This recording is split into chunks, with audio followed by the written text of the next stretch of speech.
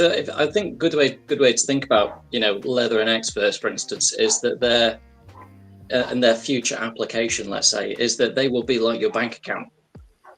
So instead of you going onto your bank app, you'll be going into your experts account, and you'll be going into Leather Wallet, and look at wallets like Boo.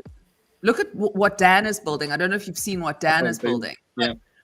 That is kind of how I feel like Dan is so ahead of, he was like ahead of the times when he did the boom boxes, like we were saying, we were talking about it the other day when I interviewed him.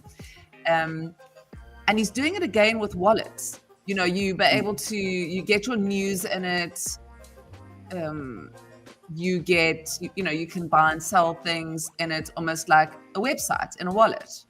You can have a storefront, same like what Gary's building. Anyway, I'm just curious about, I like to think about what wallets are going to look like in the future beyond leather and expert. There'll definitely be, like a convergence between TradFi and DeFi for sure in the future. So, banks will also adopt in the future. They will adopt DeFi sort of payment rails, if you like.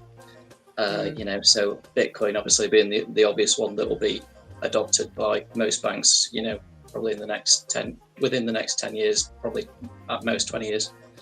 And that's where BNS comes in, as I say, because your BNS name, it has multiple different use cases. In addition to potentially being your website, your domain, it's also your digital passport. It's your digital imprint on the blockchain, which is immutable and secure.